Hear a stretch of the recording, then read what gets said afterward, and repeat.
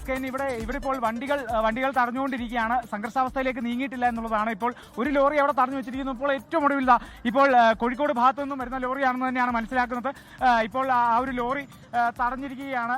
CITയും INTUCയും ചേർന്നുള്ള ആ പണിമുടക്ക് അവർ ചേർന്നാണ് ഈ ഒരു വാഹനങ്ങൾ തടയുന്നത്. ഇപ്പോൾ നിലവിലൊരു ലോറി തടഞ്ഞു നിർത്തിയിട്ടുണ്ട്. അത് നമ്മുടെ ഈ ദൃശ്യങ്ങളിൽ തന്നെ നമുക്ക് കാണാൻ സാധിക്കും. അല്പസമയം മുമ്പ് അത് തടഞ്ഞ് തുടങ്ങിയിരിക്കുന്നു. അല്ലെങ്കിൽ പണിമുടക്ക് വലിയ രീതിയിൽ വ്യാപകമായി തന്നെ മുന്നോട്ട് കൊണ്ടുപോകുന്നു എന്നുള്ളതാണ്. വാഹനങ്ങൾ തടയുന്നതടക്കമുള്ള നടപടികളിലേക്ക് തന്നെ സംയുക്ത തൊഴിലാളി സംഘടനകൾ കടന്നിരിക്കുന്നു എന്നുള്ളതും കൂടി മനസ്സിലാക്കുകയാണ്. ഇപ്പോൾ വാഹനങ്ങൾ ഓഫാക്കിയിടാൻ തന്നെ സംഘടനാ പ്രതിനിധികൾ, സംഘടനയിലെ തൊഴിലാളികളൊക്കെ തന്നെ പറഞ്ഞ് വരികയാണ്.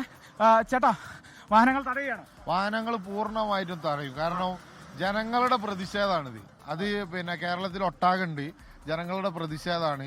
കേന്ദ്രത്തിന്റെ ജനദ്രോഹ നയങ്ങൾക്കെതിരെ പ്രതിഷേധിക്കുകയാണ് മറ്റുള്ള എല്ലാ ട്രേഡ് യൂണിയൻ പ്രസ്ഥാനങ്ങളും.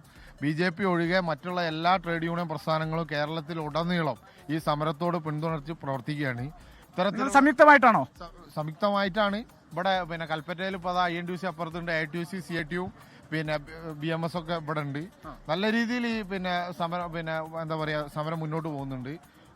വാഹനങ്ങൾ ഇത്തരത്തിൽ ഇന്നത്തെ സമരം 2 മാസം മുന്നേ നമ്മൾ പൊതുമധ്യത്തിൽ പറഞ്ഞതാണ്.